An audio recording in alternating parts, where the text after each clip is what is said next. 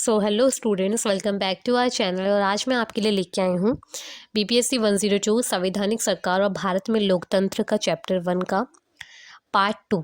और इससे पहले का स्टूडेंट जो पार्ट 1 है मैं वो ऑलरेडी अपलोड कर चुकी हूँ। अगर आपने पार्ट 1 को नहीं देखा है तो फर्स्टली पार्ट 1 को जाके आप देखिए। तो पार्ट 1 जो है वो फर्स्टली आप जाके देखिए, लिंक मैं आपको डिस्क्रिप्शन बॉक्स में प्रोवाइड कर दूँगी।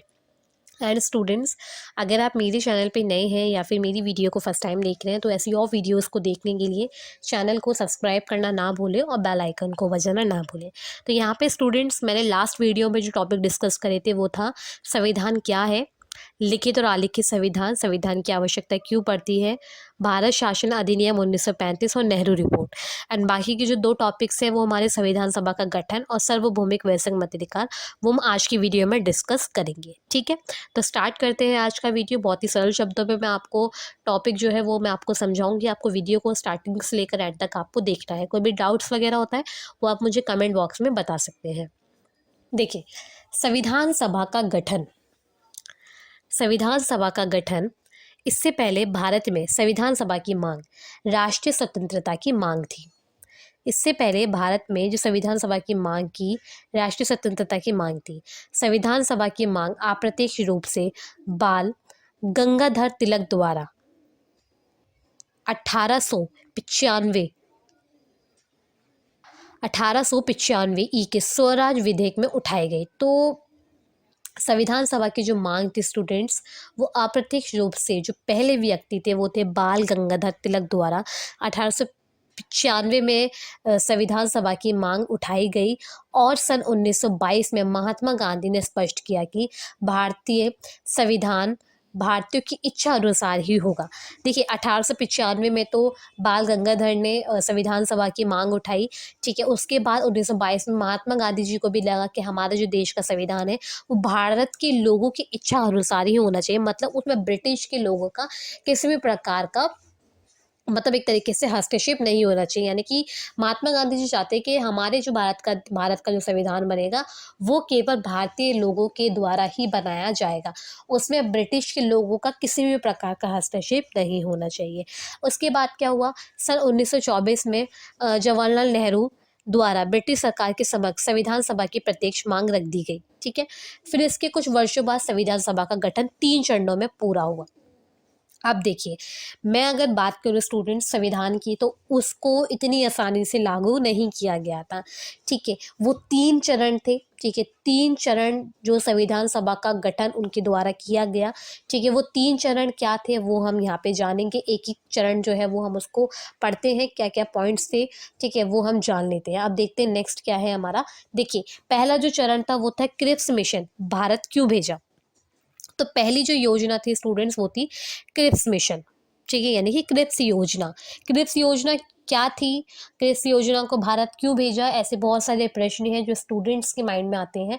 तो वो हम सारे डाउट जो है वो क्लियर करते हैं। देखिए, क्रिप्स योजना क्या थी, क्या हुआ, ब्रिटिश सरकार ने भारतीयों का समर्थन द्वितीय विश्व युद्ध में पाने के लिए मार्च 1942 में सर स्टॉफर्ड क्रिप्स अध्यक्षता में एक कमेटी भेजी। उसका नाम क्रिप्स मिशन रखा गया।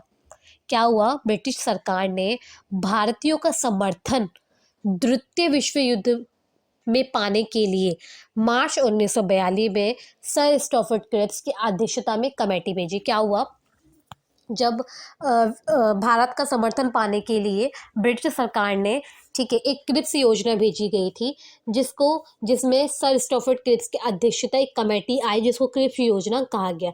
ये इसलिए भेजी गई ताकि जो द्वितीय विश्व युद्ध था उसमें भारतीयों का समर्थन हो। ठीक है, अभी क्या हुआ, वर्ष 1939 से 1945 के बीच द्वितीय विश्व युद्ध लड़ा गया। अगर आपको याद है, द्वितीय विश्व युद्ध 1939 से 1945 के बीच में लड़ा गया। ठीक है, इस दौरान भारत पर ब्रिटेन का शासन था। तो अगर आप डेट देखें, देखिए 1939 से 1945 के बीच द्वितीय विश्व युद्ध लड़ा गया। इस दौरान भारत पर ब्रिटेन का शासन था, क्योंकि इस समय हमारा जो देश था वो आज़ाद नहीं हुआ। हमारा देश 1947 में आज़ाद हुआ था और ब्रिटेन दक्षिण पूर्व एशिया में पराजित हो रहा था। इसके अलावा भारत पर जापान का आक्रमण का खतरा निरंतर बढ़ता जा रहा था। जापान भारत की पूर्वी सीमा पर दस्तक दे रहा था। ऐसे में ब्रिटेन के लिए आवश्यक हो गया कि वे जल्द से जल्द भारतीयों का समर्थन प्राप्त करे। आपने देखिए क्या हुआ, एक तो दूसरी ओर द्वितीय विश्व युद्ध चल रहा है, ठीक है। दूसरी ओर क्या हुआ, जापान जो है वो भारत पर आक्रमण करना चाह रहा है, ठीक है। तो उसका जो खतरा है वो बढ़ता जा रहा है। उस समय जापान के लोग भारत की सीमा पर दस्तक दे रहे थे। तो ऐसी स्थिति में ब्रिटेन ने क्या सोचा कि हमें भारतीय लोगों का समर्थन प्राप्त करना चाहिए। तो इसी योजना को देखते हुए 1942 में सर स्टॉफर्ड क्रिप्स की अध्यक्षता यानी कि कमेटी भेजी गई, जिसको क्रिप्स योजना कहा जाता है, जो कि भारत के समर्थन के लिए भेजी गई थी कि हमें भारत के लोगों का समर्थन मिले और जापान से लड़ने में भारत के लोग जो है वो हमारी मदद करें। ठीक है, समझ में आया आपको। आप देखिए, दूसरा विश्व युद्ध के दौरान अमेरिका, रूस, चीन जैसे मित्र राष्ट्र द्वारा ब्रिटेन पर नियंत्रण के दबाव बनाया जा रहा था।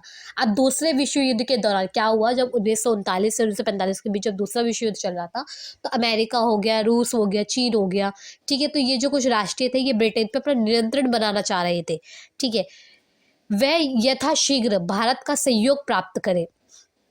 भारतीय राष्ट्रीयवादियों का मत था कि यदि युद्ध के उपरांत भारतीयों को पूर्ण स्वतंत्रता प्रदान की जाए तो वे मित्र राष्ट्रों का समर्थन करने के लिए तैयार हो जाएंगे। ऐसी स्थिति में ब्रिटेन के लिए यह आवश्यक हो गया कि वे भारतीयों की मांग पर विचार करने के लिए जल्द से जल्द कोई कदम उठाए और भारत का सहयोग प्राप्त करे। अब क्या हुआ, देखिए, अब जब क्रिप्स योजना आई 1942 में, तो इसमें कहा गया, भारत के लोगों ने कहा गया चलो ठीक है, हम आपकी मदद कर देंगे युद्ध में, ठीक है, बदले में हमें क्या मिलेगा। तो भारत के लोगों ने मांग रखी कि हमें हमारा देश जो है वो स्वतंत्र चाहिए, ठीक है। तो ऐसे में जो ब्रिटिश लोग हैं उन्होंने इस बात पे जल्द से जल्द कदम उठाने की मतलब कदम उठाने की विचार रखे कि हम इस पे जल्द से जल्द बात करते हैं और भारत का सहयोग प्राप्त करते हैं। समझ रहे हो कि हम अगर भारत की जो मांग है कि हाँ भाई ठीक है हम देश को आज़ाद कर देंगे, तो अगर हम ऐसा बोलेंगे कि हाँ हम आपके देश को आज़ाद कर देंगे तो हमें भारत का सहयोग मिल जाएगा, ठीक है। तो भारत के लोगों ने ये मांग रखी कि हम आपकी तभी मदद करेंगे जब हमारे देश को आप आज़ाद करोगे, ठीक है। अभी क्या हुआ, आपको क्रिप्स मिशन भारत क्यों भेजा गया ये आपको समझ में आया, ठीक है। अब क्रिप्स मिशन के जो मुख्य प्रावधान थे वो क्या थे, मतलब वो क्यों आया, क्या रीजन था, ठीक है, वो हम जानते हैं और क्या क्या उसमें प्रावधान करे गए। अब जब भारत के लोगों ने अपनी बात रखी गई तो उसमें क्या क्या प्रावधान रखे गए वो हम जान लेते हैं। देखिए, क्रिप्स मिशन के मुख्य प्रावधान, इसके अंतर्गत कहा गया कि युद्ध के बाद भारत को डोमिनियन स्टेटस प्रदान किया जाएगा और भारत किसी भी घरेलू या बाहरी सत्ता के अधीन नहीं रहेगा। भारत अपनी इच्छा के अनुसार ब्रिटिश राष्ट्रमंडल के संबंध विच्छेद भी कर सकेगा। अब क्या हुआ, जब ये बात करी गई कि हमें हमारे जो उपरांत भारतीय को जो पूर्ण स्वतंत्रता है वो प्रदान की जाए, तो इसमें पहला जो प्रावधान रखा गया क्रिप्स योजना के द्वारा, इसमें कहा गया कि ये जो सारे प्रावधान है वो आपको युद्ध के पश्चात ही मिलेंगे, यानी कि युद्ध के बाद ही आपको मिलेंगे, ठीक है। भारत को डोमिनियन स्टेटस प्रदान किया जाएगा और भारत किसी भी घरेलू या बाहरी सत्ता के अधीन नहीं रहेगा। भारत अपनी इच्छा के अनुसार ब्रिटिश राष्ट्रमंडल से संबंध विच्छेद भी कर सकेगा, यानी कि भारत अपनी इच्छा के अनुसार जो भी ब्रिटिश राष्ट्रमंडल है उससे वो अपना संबंध विच्छेद कर सकेगा।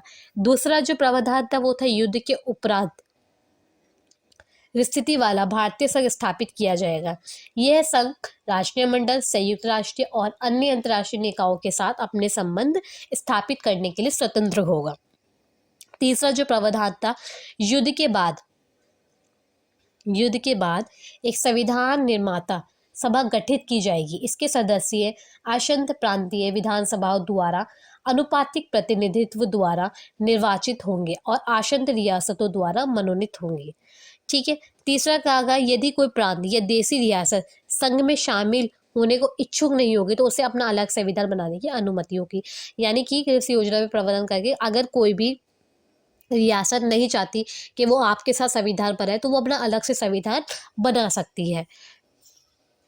फिर क्या हुआ, ब्रिटिश सरकार संविधान बनाने के लिए निकाय को सत्ता हस्तांतरित करते समय इस बात को ध्यान में रखेगी कि उस संविधान में नस्लीय और धार्मिक अल्पसंख्यकों की रक्षा के लिए पर्याप्त प्रावधान किए गए हैं। ठीक है, तो ब्रिटिश ये कहा गया भारत के द्वारा कि जो संविधान बनेगा उसमें नस्लीय और धर्म अल्पसंख्यकों की रक्षा के लिए पर्याप्त प्रावधान होने चाहिए। ठीक है, जो अल्पसंख्यक यानी कि जिनकी संख्या कम है, जैसे कि आदिवासी जो लोग होते हैं उनकी संख्या कम है, तो हमें उनको ध्यान रखते हुए भी हमें उनके लिए भी, उनके अधिकारों की रक्षा करने के लिए भी प्रावधान बनाने होंगे। फिर जो प्रावधान था, इस दौरान भारत की रक्षा की जिम्मेदारी ब्रिटिश सरकार ही रहेगी। ठीक है, फिर कहा गया कि इस दौरान भारत की जो रक्षा की जिम्मेदारी है वो ब्रिटिश सरकार के द्वारा ही की जाएगी और गवर्नर जनरल की शक्तियां यथावत बनी रहेंगी, और जो गवर्नर जनरल है उनकी जो शक्तियां हैं वो बनी रहेंगी। फिर क्या हुआ, ठीक है, तो ये स्टूडेंट्स क्रिप्स के प्रावधान में कहा गया कि इस तरीके से जो देसी रियासतें हैं वो भी इसमें शामिल होंगी। लेकिन ये जो सारे प्रावधान थे स्टूडेंट की युद्ध के बाद के थे, यानी कि युद्ध के जब युद्ध समाप्त हो जाएगा, जब आप हमारी मदद कर दोगे तब आपको ये सारे जो अधिकार हैं वो आपको मिलेंगे। ठीक है, तो आपको क्रिप्स योजना आपको अच्छे से समझ में आई होगी। ये क्रिप्स मिशन आखिरकार था क्या, बस भारत का समर्थन पाने के लिए, ताकि वो जापान से और दूसरे विश्व युद्ध में लड़ने में उनका समर्थन कर सके। ठीक है, अब देखिए दूसरा जो हमारा चरण था वो था कैबिनेट मिशन। कैबिनेट मिशन क्या है, कार्य क्या है, क्या प्रस्ताव थे। ठीक है, कैबिनेट मिशन के द्वारा क्या प्रस्ताव घोषित करे गए वो हम जानेंगे। देखिए, भारत की समस्या स्थायी समाधान के लिए 3 सदस्यीय उच्च स्तरीय संसदीय समिति का गठन किया गया था और इसे भारत भेजा था। समिति के 3 सदस्य थे। बोर्ड के अध्यक्ष, जो व्यापार बोर्ड के अध्यक्ष थे, सर स्टफर्ड क्रिप्स, सैन्य सदस्य एवी अलेक्जेंडर और Bharat Sanjeev Lord Pethick Lawrence शामिल थे। तो 3 सदस्य भारत आए। ठीक है, भारत की जो समस्या है उसका समाधान निकालने के लिए ये 3 सदस्य जो आए, जो कि थे सर स्टफर्ड क्रिप्स, सैन्य सदस्य एवी अलेक्जेंडर और Bharat Sanjeev Lord Pethick Lawrence. ठीक है, पैथिक लॉरेंस को इस समिति का अध्यक्ष बनाया गया था। भारत आने वाली 3 सदस्य की इस समिति को ही इतिहास में कैबिनेट मिशन के नाम से जाना जाता है। तो ये जो 3 सदस्य भारत आए थे मार्च 1946 को जो ये मिशन भारत आया था, जो 3 सदस्य भारत आए थे, इसी को ही कैबिनेट मिशन कहा जाता है। ठीक है, कैबिनेट मिशन के क्या कार्य थे वो हम जानते हैं। कैबिनेट मिशन भारत में संविधान निर्माण करने के तरीके पर विचार विमर्श करने के लिए आया था। अब देखिए क्या हुआ, जो दूसरा चरण था, एक तो हमारे 1942 में क्रिप्स योजना ही, जो कि भारत के संविधान, भारत के लोगों का समर्थन के लिए उन्होंने वो उनके लिए आई थी। ठीक है, फिर दूसरी बार क्या हुआ, 1946 में कैबिनेट मिशन आया। कैबिनेट मिशन में 3 व्यक्ति आए थे। ठीक है, 3 सदस्य आए थे। ठीक है, तो इन्होंने जो बात करी, इनका जो मेन कार्य था वह बताना चाह रहे थे कि संविधान का निर्माण किस प्रकार होगा, इस पे विचार विमर्श करने के लिए वे भारत आए। ये ब्रिटिश भारत के निर्वाचित प्रतिनिधियों और देसी रियासतों के साथ वार्तालाप करके एक ऐसी आम सहमति बनाना चाहता था जिसे एक निर्वाचित संविधान सभा का गठन किया जा सके। ये एक ऐसी कार्यकारिणी परिषद की स्थापना करना चाहता था जिसे भारत के लगभग सभी प्रमुख दलों का समर्थन प्राप्त हो। ठीक है, तो ये कैसा कार्य करना चाहता था कि भारत के जो लोग हैं, ठीक है, जो प्रमुख दल हैं, उनका उसको समर्थन मिले। संयुक्त रूप से कहा जाए तो कैबिनेट मिशन भारत की शांतिपूर्ण तरीके से सत्ता हस्तांतरित करने का उपाय खोजना चाहता था। अब मैं आपको बताती हूँ क्या हुआ। कैबिनेट मिशन का जो मेन, जो एक तरीके से वे जो चाहते थे वो ये चाहते थे कि शांतिपूर्वक ना हमें इनको देश भी ना देना पड़े और शांतिपूर्वक ये अपना मतलब एक तरीके से जैसा हम बोले वैसा ये अपना संविधान बना दे। उनका जो मेन उपाय था वो ये खोजना चाहते थे। ठीक है, कि हम लोगों से बातचीत करेंगे, हम भारत के लोगों से बातचीत करेंगे कि आपका हम ऐसा संविधान बनाएंगे। ठीक है, तो उनका मेन मुद्दा जो था वो यही था। ठीक है, फिर क्या हुआ, अब कैबिनेट मिशन के द्वारा जो प्रमुख प्रस्ताव थे वो क्या क्या इनमें घोषित करे गए वो देखते हैं हम। देखिए, भारत एक संघ होगा। ठीक है, कैबिनेट मिशन में कहा गया कि भारत जो है वो एक संघ होगा। इसमें ब्रिटिश भारत के प्रांत तथा देसी राज्य दोनों ही शामिल होंगे। अब देखिए क्या हुआ, हम तो ये चाहते हैं कि हमारे, देखो महात्मा गांधी जी ने क्या कहा था कि हमारे देश का जो संविधान है वो केवल भारत के लोगों के द्वारा ही बनाया जाएगा। लेकिन जब ये कैबिनेट मिशन आया तो कैबिनेट मिशन ने क्या कहा कि भारत एक संघ तो होगा, लेकिन ब्रिटिश भारत के प्रांत जो है और जो देशी राज्य हैं दोनों ही उसमें शामिल होंगे। ठीक है। इस संघ के अंतर्गत विदेशी मामले, रक्षा संबंधी मामले और विचार संबंधी मामले केंद्र सरकार के पास होंगे। तो ब्रिटिश कैबिनेट मिशन ने कहा कि इस संघ के अंतर्गत जो भी विदेशी मामले होंगे, जो रक्षा संबंधी मामले होंगे, वो केवल केंद्र सरकार के पास ही होंगे। संघीय विषयों को छोड़कर अन्य सभी विषयों तथा अविष्ट शक्तियां प्रांतों में निहित होंगी। इसमें कहा गया है कि प्रत्येक प्रांत को अपनी अलग कार्यपालिका विधायिका होगी तथा उसे अपने संबंध में निर्णय करने का अधिकार होगा। ठीक है। फिर कैबिनेट मिशन ने कहा कि सभी प्रांत की अपनी अपनी कार्यपालिका होगी, अपनी अपनी विधायिका होगी, सभी को अपने निर्णय लेने का अधिकार होगा। इसके अलावा केंद्रीय विधायिका में यदि सांप्रदायिक प्रश्नों पर निर्णय करने की बात आएगी तो उपस्थिति और मत देने वाले सदस्यों को सामान्य बहुमत का आधार भी निर्णय किया जाएगा। प्रत्येक प्रांत को यह अधिकार होगा कि वह संविधान को लागू होने के 10 वर्ष के बाद अपनी विधानसभा में बहुमत के द्वारा प्रस्ताव पारित करके संविधान का पूर्ण विचार करवा सकेगा। तो अब ये कहा गया कि संविधान के लागू होने के बाद 10 वर्ष के बाद अगर कोई भी उसमें बदलाव करना चाहता है तो विधानसभा में उसको सबसे ज़्यादा बहुमत मिलना चाहिए, उसी के बाद उस पर बदलाव करने के लिए संविधान में पूर्ण विचार करवा सकेगा। इसके अंतर्गत भारत में प्रांतों का विभाजन 3 समूहों में किया गया। ये जो समूह थे क, ख और ग। समूह क जो था अंतर्गत, समूह क के अंतर्गत बिहार, संयुक्त प्रांत, मध्य प्रांत, उड़ीसा, बम्बई और मद्रास जैसे हिंदू बहुसंख्य प्रांत शामिल किए गए थे। समूह ख के अंतर्गत पंजाब, सिंध और उत्तर पश्चिमी सीमा प्रांत जैसे मुस्लिम बहुल प्रांत शामिल किए गए थे। समूह ग के अंतर्गत बंगाल और असम नामक मुस्लिम बहुसंख्य प्रांत शामिल थे।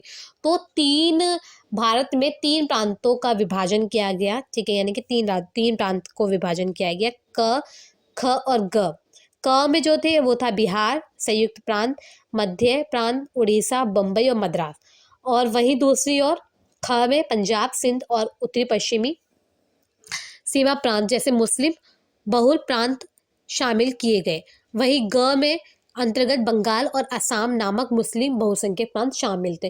तो ये जो पूरा स्ट्रक्चर था ना, ये कैबिनेट मिशन के लोगों के द्वारा ही बनाया गया था। वहां पे भारत के लोगों का तो कोई भी योगदान नहीं था।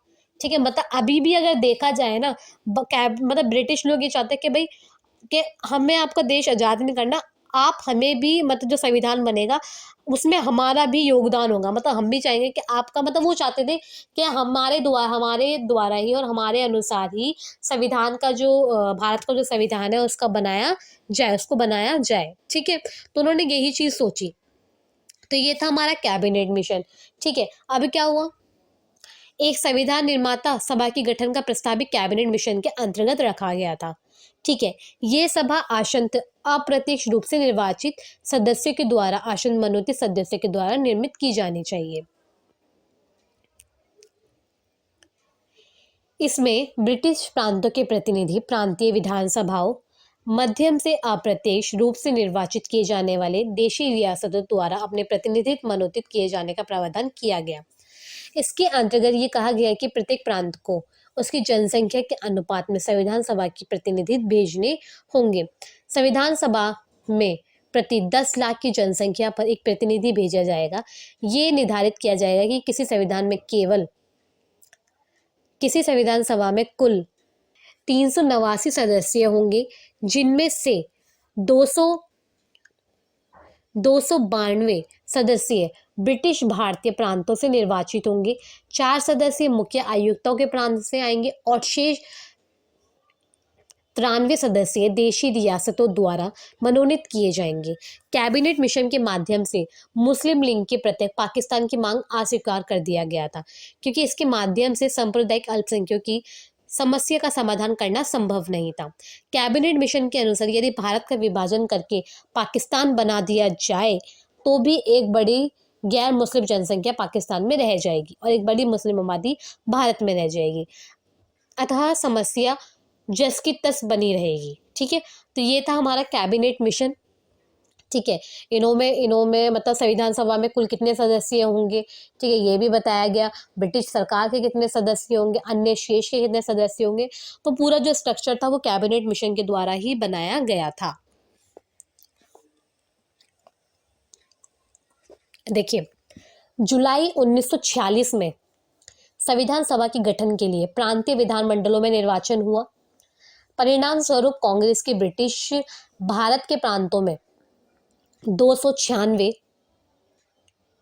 296 में से 208 सीटें मिली। ठीक है, तो क्या हुआ, परिणाम स्वरूप कांग्रेस को ब्रिटिश भारत में प्रांतों में 296 में से 208 सीटें उनको मिली कांग्रेस को। कांग्रेस को इस जीत को मुस्लिम लीग सह ना सकी। अब क्या हुआ, देखिए, भारत का जो संविधान है वो किसके द्वारा बनाया गया, भारत के लोगों के द्वारा बनाया गया। अब बात यह है कि संविधान का निर्माण कौन करेगा, मतलब संविधान सभा में जो बैठेगा वो कौन व्यक्ति होगा। ठीक है, तो ऐसे में क्या हुआ, 296 में से कांग्रेस को 208 सीटें मिल गई। कांग्रेस की जीत को देखते हुए मुस्लिम लीग उसको सह ना सकी। इसके बाद वायसराय ने अंतरिम सरकार का गठन को प्रस्ताव रखा। इसके अंतर्गत निर्धारित किया गया कि अंतरिम सरकार में कुल 14 सदस्य शामिल होंगे। इनमें से 6 सदस्य भारत राष्ट्रीय कांग्रेस से, 5 मुस्लिम लीग से और 3 सदस्य अन्य अल्पसंख्यकों की ओर से शामिल होंगे। 12 अगस्त 1946 में वायसराय ने जवाहरलाल नेहरू की अंतिम सरकार बनाने के आमंत्रित किया। अभी क्या हुआ, एक लास्ट मीटिंग रखी गई 12 अगस्त 1946 को। नेहरू रिपोर्ट ने सभी को आमंत्रित किया। इसके विरोध में मुस्लिम लीग ने 16 अगस्त 1946 को प्रत्यक्ष कार्यवाही दिवस की शुरुआत की। क्या हुआ, देखिए, कांग्रेस को सबसे ज़्यादा वोट मिले, मुस्लिम लीग इसको सह ना सके। मुस्लिम लीग ने कहा कि नहीं भाई, मेरे को रहना ही नहीं है इन सब चीज़ों का, मतलब मेरे को भारत में रहना ही नहीं है, मुझे एक अपना अलग देश चाहिए। ठीक है, फिर जवाहरलाल नेहरू ने 12 अगस्त 1946 को एक अपनी अलग अंतिम सरकार बिठाई। ठीक है, सभी को आमंत्रित किया गया। इसके विरोध में 16 अगस्त 1946 को प्रत्यक्ष कार्यवाही दिवस की शुरुआत की गई। ठीक है, इसके आधार पर संपूर्ण भारत में भीषण सांप्रदायिक दंगे हुए। ठीक है, क्योंकि मुस्लिम लीग को बिल्कुल भी वोट नहीं मिले। ठीक है, तो इस दौरान क्या हुआ, दंगे वगैरह हो गए, बहुत लोग मरे। ठीक है, बहुत लोग, मतलब काफ़ी संख्या में लोग मारे गए। मौलाना अबुल कलाम आज़ाद ने 16 अगस्त को एक काला दिवस बताया था। ठीक है, अब हम बात करें स्टूडेंट्स, सार्वभौमिक वयस्क मताधिकार। डॉक्टर भीमराव अंबेडकर ने संविधान सभा में कहा था कि संसदीय प्रणाली में हमारा अप्रभावीय एक व्यक्ति एक वोट से है। डॉक्टर भीमराव अंबेडकर ने संविधान सभा में कहा था, इस संसदीय प्रणाली में हमारा अभिप्राय एक व्यक्ति के वोट से है। देखिए, सार्वभौमिक वयस्क मताधिकार में डॉक्टर भीमराव अंबेडकर जी ने साफ साफ ये लिखा था कि जो भी देश लोकतांत्रिक देश है उसमें सबसे महत्वपूर्ण जो है वो है एक व्यक्ति का वोट, जिस पर गंभीरतापूर्वक विचार करके संविधान के रचनाकारों ने साफ वयस्क मताधिकार की पद्धति अपनाई थी, ताकि प्रत्येक भारतीय को बिना किसी भेदभाव के मतदान का समान अधिकार प्राप्त हो। इसलिए भारतीय संविधान में बिना किसी भेदभाव के 18 वर्ष की अवस्था वाले व्यक्ति, नागरिक, चाहे वे स्त्री हो चाहे वे पुरुष हो, को मताधिकार दिया गया है।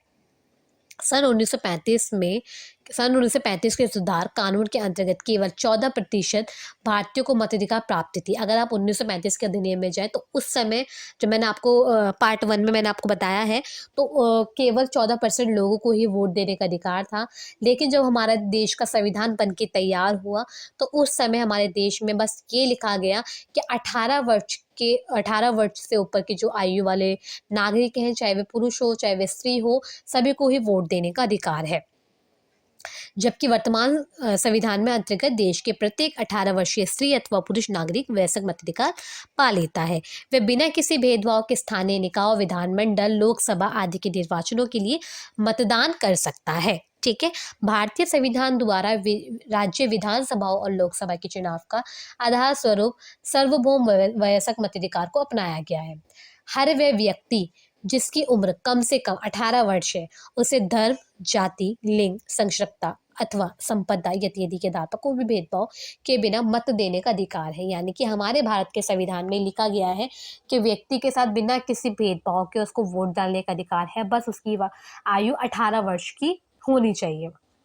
18 वर्ष या 18 वर्ष से ऊपर, ठीक है। बिना किसी भेदभाव के उससे उसका कोई धर्म, जाति, लिंग उससे नहीं पूछा जाएगा। सभी व्यक्तियों को समान रूप से वोट देने का अधिकार है।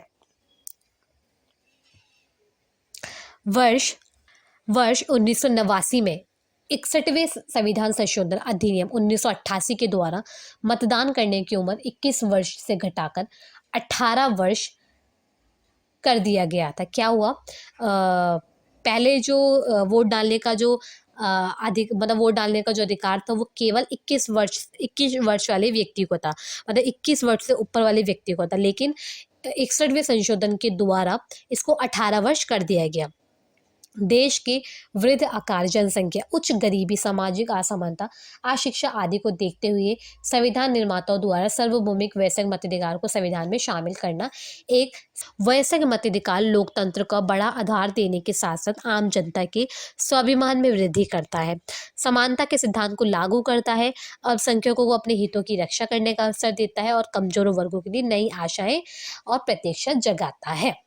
ठीक है, तो सबसे अच्छा जो काम था हमारे संविधान में, वो सबसे अच्छा जो काम था वो था सार्वभौमिक वयस्क मताधिकार, जो कि पहले के समय बिल्कुल भी नहीं था और एक तरीके से 14% लोगों को ही वोट डालने का अधिकार था और उसमें भी धर्म, जाति, लिंग को लेके काफ़ी ज़्यादा भेदभाव देखने को मिलता है। लेकिन वर्तमान समय में किसी भी प्रकार का कोई भी भेदभाव नहीं है, सभी व्यक्तियों को वोट डालने का अधिकार देखने को मिलता है।